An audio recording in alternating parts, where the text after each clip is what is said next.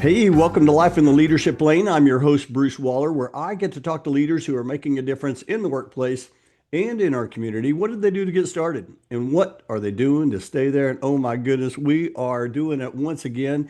We are going to highlight speakers for the 85th, believe it or not, the 85th annual HR Southwest Conference coming to Fort Worth, Texas, October the 11th through the 13th at the Fort Worth Convention Center. And we are celebrating 85 years. We're going to be speaking to different speakers throughout the month of July. And we're going to kick it off with Andy Sexton. And Andy, I'm so excited to have you on the show. How you doing, man? I'm great, and I'm pumped to be here and honored to have been selected to speak at the conference. Hey, let me ask you, have you spoke at the conference before? We about 3 years ago, I believe, we did a breakout session for the conference on a similar topic, but slightly more abbreviated. Well, you're going to be speaking about workplace violence prevention. Are you truly prepared? We're going to get into that. I'm really looking forward to that. Very, very important topic. Hey, before we get started, I do like to ask my guests if they want to share just a brief highlight of their organization. And you are leading Proactive Response Group. Talk a little bit about that and just for the listeners so they know a little bit about your organization. So we specialize in preventing violence in workplaces, houses of worship, and schools across the country. And the goal is to change from that victim's mentality of, oh man, if something really bad, a violent encounter happens here, I just got to hide under my desk and hope for the best, to a survivor's mindset that there's a lot of things that we can be doing ahead of time to prevent violence and prepare things and change the culture within our workplaces, and also build some confidence that if something bad ever were to happen, we'd be ready to respond to it Mm. effectively.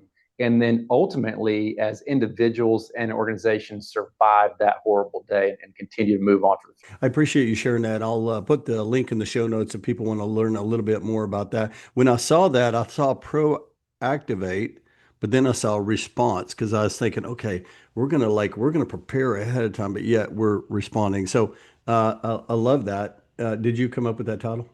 We did. Me and my business partner Chad did, Yep. and we realized that just like you, like people will say, "Wait a minute, these things are kind of opposite." It's like a response is something that happens afterwards, but you're Yeah. telling me to be proactive. And kind of the way that the business got started was exactly because of that. We got tired of seeing news stories about individuals and businesses that were involved in like a horrible incident, but they could have seen it coming and they did nothing to prepare. So I'm glad you kind of picked up on that. Most people, it Yeah. goes way over their head, but we do want you to prepare for it so that you're more equipped to respond to it. Well, you're going to be presenting with Chad Ayers, and really looking forward to that. Y'all going to co-present. Today, I get to talk with you, and so if you want to share anything about Chad, I know you've got a lot on Chad, but all positive, of course. But I would love to hear you let's just kind of kick it off before we talk about your session coming up. I'd love to hear like your story, like how did you get into the world of HR and leadership and speaking? We really stumbled into the speaking and the HR world. And I'm going to rewind a few years back to the early 2000s. I started with the Greenville County Sheriff's Office as a deputy sheriff there. Oh, And over time, worked my way onto the SWAT team and became an assistant team leader. And Chad was also an assistant team leader on the SWAT team there. And if you don't know about Greenville, South Carolina, it's the largest county in the state. And Chad and I both worked like the most violent neighborhoods wow. in our county. So we got exposed to a lot of what we thought at the time were really cool things, right? Things that made the news and really high stress encounters. And we had awesome training to be able to deal with those things. And that's what got us from the stress of arriving to an unforeseen crime scene and then shots being fired and everybody surviving. Mm, And we started seeing these news stories about people that didn't survive. And it didn't sit well with us. And is what led us to starting Proactive Response Group. We realized there was a better way. We saw that, rewind back like about 2014, most people's response in a violent encounter was very passive. They were hoping the bad guy didn't find them, didn't turn the corner in their office. But we realized that didn't really increase your chance of survival. mm. And So through that, we created the model that we train now, Recognize, Respond, Survive, which we'll be going through in detail at HR Southwest this year. Oh my goodness, this is going to be so good. I appreciate you sharing that. Sheriff, SWAT. By the way, I mentioned before we got on, I've never been to South Carolina, so I'm looking forward to getting to South Carolina. It's one of my bucket lists on one of my 50 states. Yep. Beautiful mountains and beaches. You got it Oh, all. oh my goodness. We don't have mountains in in Dallas and in Fort Worth, Texas, but yeah, looking forward to you being here. Well, let's talk about the HR Southwest Conference. First of all, it's the 85th. Can you believe that? Someone started this conference 85 years ago. And here we are still going. It's one of the top conferences in the country.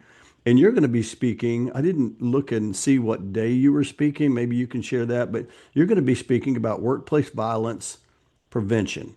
Are you totally, or are you truly prepared? Talk a little bit about this, and you don't have to share your whole presentation, obviously, but share a little bit about, I don't know, what should the audience kind of expect to hear when they come into your session? Something different than they've seen before. Mm, And so when we look at workplace violence, so many organizations, their level of preparedness yeah. is outdated. They're prepared based on recommendations that were started back in like the late 1990s, early 2000s. And Mm, obviously in 2026, things have changed greatly from there. But most organizations have been kind of doing the same thing for year after year after year because that's what they've always done. And so when we look at our program and what we'll be talking about at HR Southwest, we're going to start with recognition of early warning signs of violence and creating a culture within your workspace where it's okay to pay attention to things and it's also okay to report them. And one of the jokes that I make, everybody is aware of this like government slogan of see something, say something. And for about 10 years now, I've been asking groups of people, I've asked over 300,000 people if they can identify the word, like, give me a good definition for something. mm, Nobody can do it because it's everything. mm, So if I'm looking for something, I don't really know what I'm looking for. And then if I have to say something, I'm not sure what I should say. So we mm. dig deep into what are the early warning signs of violence? And then if I notice them in the behaviors of one of my coworkers or a random stranger on the street, what do I do with that information so that we can change their pathway from that pathway of violence to a more productive pathway, whatever that looks like. So that's kind Mm. of where we start there. Just building some awareness around that. And the reason we do that is when we study workplace violence, Yeah. over 90% of workplace violence incidents were preventable. There were early warning signs there, but they were missed or they were not communicated effectively.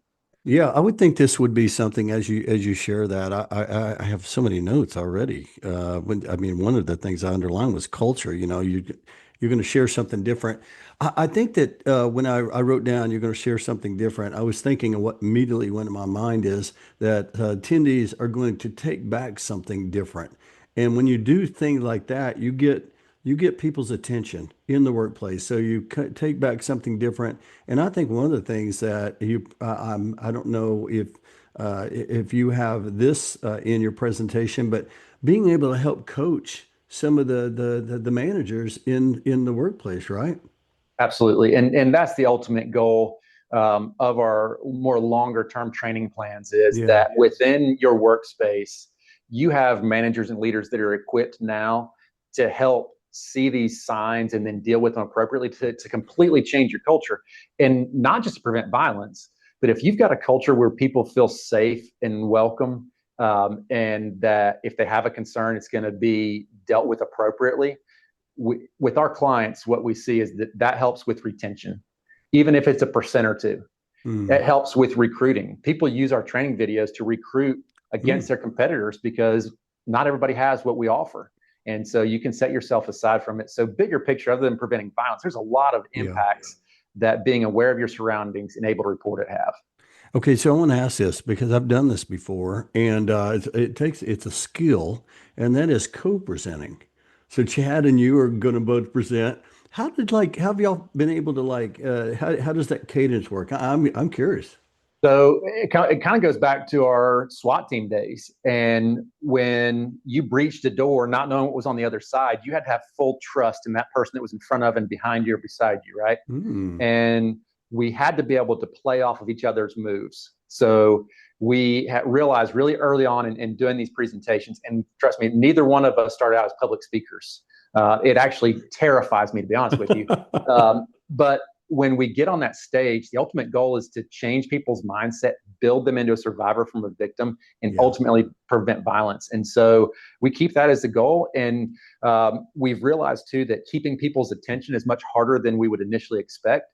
And so we have carefully worked really hard on our skills of when we trade positions from the primary speaker to backup and mm, how we bounce things off of each other. that's cool. And it kind of goes back to just recognizing that opportunity where it's the right time to hear a different voice at a different level, at a different cadence, and bring that difference to the presentation to really draw the crowd back in That's and so wake them good. back up. Yep. That's so good. That's so good. I love that. I wrote a book years ago. It's called Find Your Lane. And it's really around there's a lot of different ways to have success. You got to find what works for you. I'm curious, was there like a moment for you, or you and Chad, when you were presenting? Was there a moment when y'all found your lane speaking? I mean, did people share stories with you? Was there an aha moment said, you know what? We need to do more of this. We enjoy this. This is making a difference. Any thoughts around that? It was the first time that we spoke, actually. We were super nervous. We had done a bunch of presenting. Every family member or friend had to come over to one of our houses and watch us present and critique us. And the aha moment came in our first presentation of a couple hundred people. And we realized that as nervous as we were and as crazy as it seemed, every one of them was fully engaged because they knew we were the experts in what we were talking about. Mm, Even though at the time we were so nervous, we didn't fully trust that. Based on years of experience in those high stress situations, they saw us as the expert. And that was that aha moment that, hey, listen, no matter what we're talking about to our audience, that's what we need to project out there. And then we're intentional as we're constantly changing our presentation. Even day to day mm, with our instructors, we learn things from every class that we teach, every time we present to a group. And we're constantly making little mm. tweaks and different things because our goal is not to be the cheapest option for training. Our goal is not to be the shortest duration of training, but we want to be the most effective, whether it's a hour-long speech or a full day crisis management exercise. So good. So good. I do want to ask this question because I think about this often whenever I'm speaking. And because a lot of times it's hard to measure in the room, because the measurement really comes after. But how do you know? Like, how do you define success after your presentation? When you leave that presentation, you say, you know what, that was successful.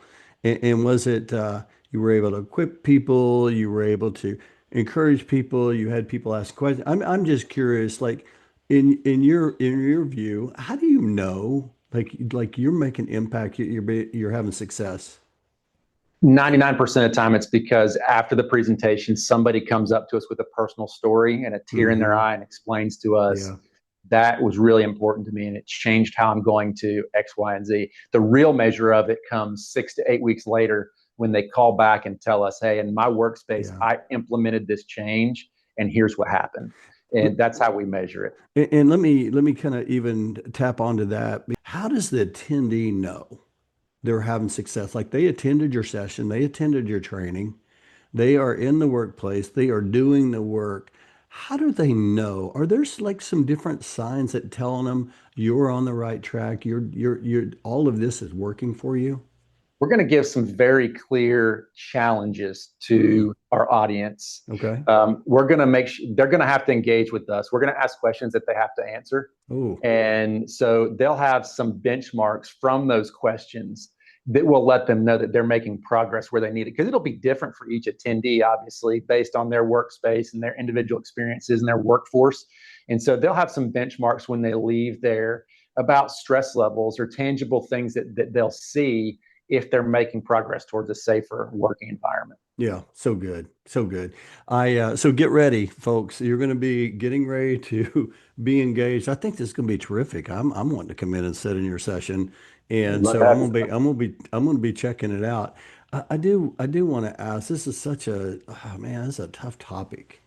Any stories that stand out that, I don't know, I'm sure you're going to probably share some stories, but Sure. I don't know, have kind of led you, or not just led you, but like maybe they're common. People don't realize they're common. Any stories around workplace violence? What are some common? Well, the common element is that most people that attend this session or any one of our trainings come in with some preconceived notions about the topic itself. Okay. A lot of fear and anxiety surround. Nobody wants to get shot or beat up at work. All right. Mm, So there's some fear about that. And the common theme is that we can change that mindset. And when we leave that session, whether it's 15 minutes, an hour, or longer, there's some confidence there that you've got a plan, and no matter what happens to you, you could get shot, but you're going to live no matter what. And we'll tell some different details and stats on how we know that. Most yeah. people that get shot, they don't die. Yeah. And that's another thing that we're going to get to in this session is, after those early warning signs of workplace violence, we're going to talk about what options do you have to respond to workplace violence, whether it's a fist fight or a violent encounter with a gun. You have three basic options. You can get away from the bad guy. So if me and you are together and we're going to get into a fist fight and I really don't want to fight you, I could Yeah. run away. Yeah. That's a good way to avoid violence. A Okay. lot of people don't want to hear that, but Yeah. I don't want to be involved in a violent encounter, so I'm going to Yeah. leave. Same thing with a gun. If I'm not where the bad guy can shoot me, it's very hard for him to hurt me. Then we move into barricading, making it hard for the bad guy to get to us, Okay. and then fighting. And there's certain cases where you have to fight. Yeah. And we're pretty adamant about this. We don't want to preach fighting as a last resort in a violent encounter, but as an individual, you might have to fight your very first option. So we talk about those options and how you apply them. And then we move into some basic medical skills, where you have that idea that, hey, even if I don't have medical equipment here, I can improvise with things around me to buy myself 15 to 20 minutes for EMS to get here and truly save my life. Oh So man. those are super tangible things that people walk away with, that they don't have to be a victim. Their training in the past has told them they are. But in the future, they can move on knowing I don't have to be a victim. Even if I'm shot, seriously injured, I'm going to survive. I think this is more important. As a matter of fact, I think everybody needs to attend your session. Workplace violence prevention. Are you truly prepared? I want you to go into the conference app or the website and look up your speakers and look up Andy Sexton and Chad Ayers, and you're going to find them. And you definitely want to attend their session. This is going to be so good. I just, man, I'm so excited for you. And when do y'all plan on coming in? Do y'all come in like a few days before? Y'all the night before? Our schedule is crazy busy. We're coming in the day before, and Yeah. then we are scheduled to fly out that night because we've Yeah. got another training the following day. We're Okay. trying to work out to where we might be able to stay at the conference one additional day Yeah. afterward. We've got some friends there that we've made over the years, obviously, and go Okay. hang out at their booth in the convention or Yeah. something with them. Be around a That's little bit. that's awesome. I cannot wait to meet you in person and get to shake your hand. I appreciate you being part of this conference. So many speakers. There's so much education. It's going to be a lot of fun. So be sure and go and register for the conference if you're not registered at hrsouthwest.com. It's going to be October the 11th through the 13th in Fort Worth, Texas at the Fort Worth Convention Center. Again, we're celebrating 85 years this year, so there's liable to be a lot of celebration going on. And of course, the expo hall and just so many great. I just heard that Clint Pulver is going to kick off. He's going to be the opening keynote, and Nice. super excited. He's got a book called "I Love It Here," and Okay. I just love the title of that. And so I was just thinking about that just now when you said, when you do things like what you're doing, when you are focused on prevention and you're doing all the work, you're equipping all your people for workplace violence prevention. People like they want to be there because they know they're being safe, right? Absolutely, Yeah. and they enjoy it, and we're going to give them some homework too. Oh We're boy. not letting them off easy. When they end, we're going to give them some resources where they're actually going to Great. take what we talked about Yeah. and commit to taking steps on paper that lead them towards a better pathway there. So, we want that impact to be not just something that they sit in this presentation hall and listen and they feel great then, but they actually do something about it when they leave. It's fantastic. This is going to be so good. Again, be sure and look up Andy Sexton and Chad Ayers with Proactivate Response. You're going to just love this session on workplace violence and prevention. It's going to be so good. I always like to ask about advice. And I want to ask you this question real quick, Andy. Have you ever been given any advice? It was just so good. You find yourself sharing with others? Parenting advice Yeah. Okay. immediately comes to mind, and as you say that, a one of my training officers at work told me this as I was getting ready to have my first kid, and he said, "Listen." And back then, I was working a lot of hours and Okay. overtime and all kinds of stuff. I was always there. Okay. And he said, "Man, we love that you're excited to be here at work. However, there's 500 other people just like you here at work, but you're the only person that can be a father to your children. Oh, So prioritize that. Yeah, you got to go to work, you got to pay the bills, but prioritize where you are the only one that can do it." And so that's stuck with me not only in parenting, but when I'm prioritizing other things that I do. Where am I the only one that can take mm. care of this, and then focus on prioritizing that and making it happen? Oh man, that's so good. I got chills, man. That is good. Thank you for sharing that. I appreciate that very much. I always like to get different perspective from guests, and so I appreciate you sharing that. That means a lot. Hey, I do want to pivot to it's time to accelerate. We're going to ask you a few fun facts as we kind of conclude the show. And the first question I have is a favorite city. You mentioned you do a lot of traveling. Do you have a favorite city? Definitely. Jackson Oh, Hole, Wyoming. whoa! Why Jackson Hole? Because I could get to the mountains and get out and do the things that I enjoy doing outside, whatever that might Okay. be. All right. There's so much stuff to do there, and good food too. Some That's good restaurants. fantastic. Okay. I've never been to Jackson Hole. So I need to Definitely get add out that one more, to the don't I? list.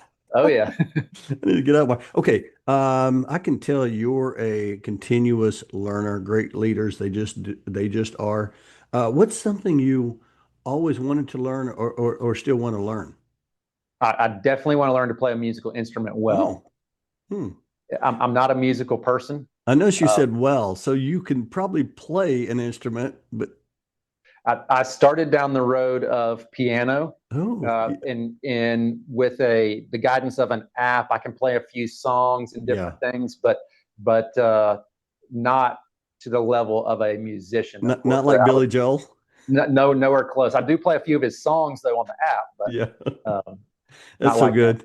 My wife gave me piano lessons about 5 years ago, and I was so excited. I always wanted to learn. I went and I played for a couple of years with a coach or piano teacher, and but then I kind of slowly stopped playing, and now I can hardly remember how to play. It's something you got to keep working on, isn't it? Yeah, every day. Oh man, yeah, I admire people who can play the piano. Okay, Sure. I got two more questions for you. Something people may not know about you, Andy. I mean, I found out today you're a former sheriff, a SWAT, you're a speaker, you're a dad.